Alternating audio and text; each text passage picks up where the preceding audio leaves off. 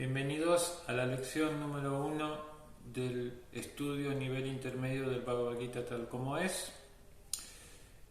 La lección número 1 se llama Las 4 áreas de la filosofía y los 3 métodos de adquisición de conocimiento, ¿no? Entonces vamos a ir tocando algunos puntos que tienen que ver con el tema de hoy. En primer lugar, para estudiar filosofía espiritual tenemos que reconocer 4 áreas, que son la epistemología, que tiene que ver con el método de adquisición de conocimiento, que es específicamente lo que vamos a hablar el día de hoy. Ética, o sea, el concepto de lo correcto e incorrecto dentro de la filosofía espiritual Vaishnava, la filosofía espiritual védica Vaishnava. Ética, entonces lógica, o sea, cuál es la línea de raciocinio con la cual se llegan a las conclusiones y las tesis de la filosofía de conciencia de Krishna, las premisas de la filosofía de conciencia de Krishna. Y estética, o sea, cómo trabajar el embellecimiento de nuestro ser en relación con la fuente suprema, con el ser supremo, con Krishna. Bien, entonces esto es una lección de introducción para poder abordar después el estudio de la Bhagavad Gita de la manera más apropiada. Y vamos a empezar entonces ahora a hablar de los métodos de adquisición de conocimiento, lo que se conoce también como epistemología en cualquier ciencia. Dentro de la literatura védica se hablan de 10 métodos de adquisición de conocimiento. Acá en Occidente, por ejemplo, cuando vamos a estudiar en la academia, cuando vamos a estudiar en la universidad, normalmente hay una ciencia que se llama, una materia que se llama Introducción a la metodología de investigación científica. Y básicamente hablan de eso, de la metodología científica, la epistemología de la ciencia moderna, que básicamente se basa en hipótesis, la teoría, la hipótesis, la argumentación, o sea, el fundamento lógico, la praxis, las prácticas que sustentan hasta qué grado las prácticas, las experiencias, los ejemplos, lo que se induce en el laboratorio, sustenta la teoría y finalmente la conclusión. Bueno, entonces, en la literatura védica también existen estos procesos de adquisición de conocimiento. Decíamos que eran 10, pero se van a agrupar en 3 grandes macro áreas, ¿no? Entonces, la primera se llama Pratyaksha y significa el método de adquisición de conocimiento a través de la experiencia de los 5 sentidos, de los sentidos cognoscitivos, y dentro de esta metodología se incluye una submetodología que es la ausencia de la percepción. Por ejemplo, en el caso de un niño, de un bebé, en su mundo psicológico, cuando algo pasa por su percepción, existe. Por ejemplo, si pasamos un objeto por la percepción visual, existe, y cuando no está dentro de la percepción visual, su memoria todavía no está activada y por lo tanto no existe. Eso es un ejemplo. Entonces, este método de adquisición de conocimiento obviamente que nos sirve para la vida práctica cotidiana, para la experiencia que tenemos que tener dentro del mundo del día a día, obviamente que nos sirve, pero vamos a ver cuál es hasta dónde puede llegar en relación con la investigación de la ciencia espiritual, que es lo que queremos ver. Bhagavad Gita es una ciencia espiritual. El segundo método se conoce como Anumana. Entonces es la inferencia, lo que para eso se requiere del sentido interno, que es la mente, la elucubración de ideas. Y tiene cuatro subáreas, que son la suposición, la gesticulación, la observación, la comparación y la inclusión, ¿no? Por ejemplo, yo puedo ver una persona con el puño cerrado, veo el gesto, ¿no? Entonces al observar eso, hago una suposición basado en la comparación de experiencias previas. O sea, la persona está enojada, entonces, y si la veo regulativamente esa persona con gestos que en mi experiencia previa demuestran enojo en otras personas, yo llego a la conclusión de que esta persona recurrentemente es enojada. Es una persona que tiene la tendencia al enojo. Es un ejemplo muy, muy sencillo, pero en realidad la ciencia moderna se basa en la observación, en la suposición. Entonces, por ver reiterativamente cómo ocurre un fenómeno en la naturaleza o inducirlo en el laboratorio, llego a una suposición, armo una teoría, la sustento con mi línea de raciocinio, como decíamos, hago praxis, por ejemplo, 100 experiencias, 100 experimentos, 80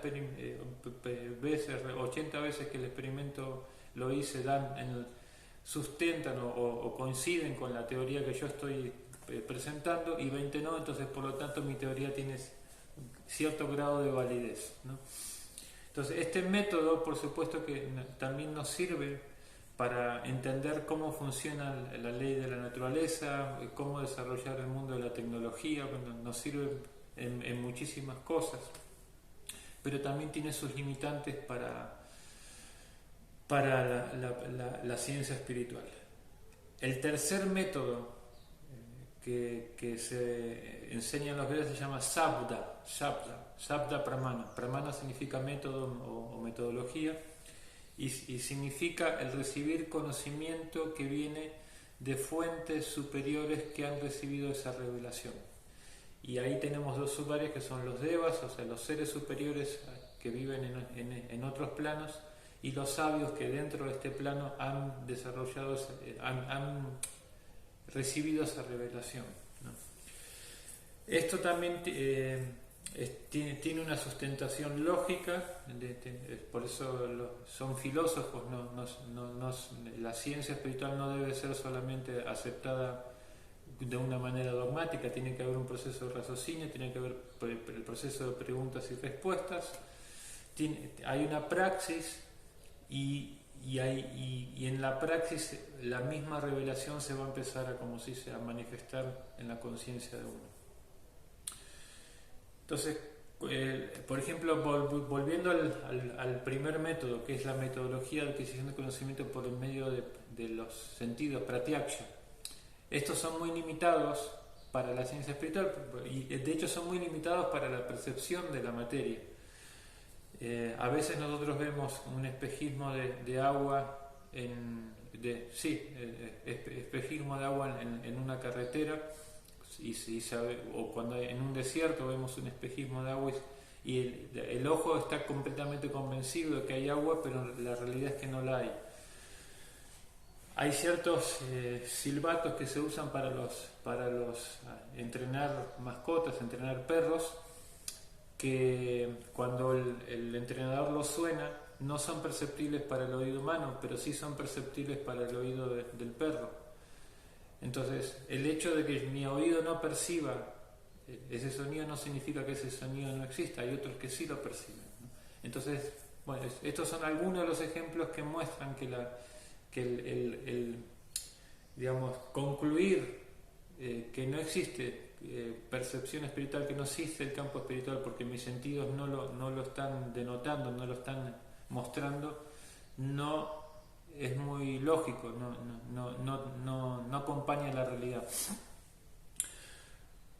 Cuando hablamos del otro método, que es Anumana, la elucubración de ideas, también nuestro cerebro es limitado, y hay un ejemplo que se da también en la filosofía de conciencia de Krishna, que una vez un sabio, tratando de entender el funcionamiento del universo, caminaba por una playa, y vio a un niño que estaba recogiendo agua con un cuenco y llenándola en un pocito que le había hecho ahí en la arena, en la playa.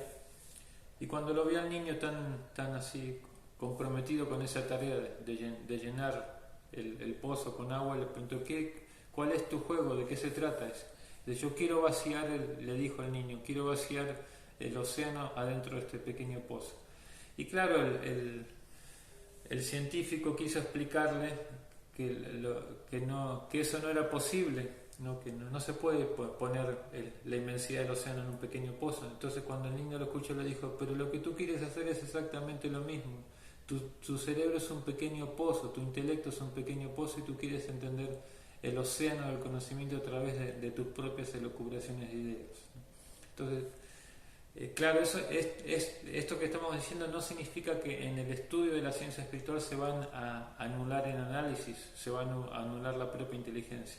Pero hay ciertas cosas que nuestra inteligencia no llegan, o sea, tenemos un tope y por eso requerimos de un conocimiento que venga de fuentes superiores. También se nos explica, para terminar un poco el tema de esta lección, que tenemos 4 errores, 4 defectos, cuatro defectos que nos incapacitan para recibir o transmitir conocimiento perfecto. Como decíamos anteriormente, tenemos sentidos imperfectos, ese es una de las cosas que ya hemos explicado. Tenemos la tendencia a engañar a los demás, o sea, a explicar las cosas bajo el tamiz, bajo el velo de nuestro propio ego, ¿no? Con una motivación no objetiva, mismo dentro de la ciencia moderna. Y eso, por ejemplo, en la comprobación arqueológica hubo mucho de eso, de querer sostener, se llama argumentum ad hominem en lógica, querer sostener un argumento bajo el engaño, ¿no? Porque yo estoy comprometido con esta teoría y cuando la comprobación práctica me demuestra esta cosa, trato de evadir la información, ¿no? Clasificar la información para que el mundo no lo sepa. Tenemos la tendencia a engañar, cometemos errores, ¿no? Cometemos muchos errores, entonces cuando uno erra constantemente es muy difícil, o sea, es imposible dar conocimiento perfecto.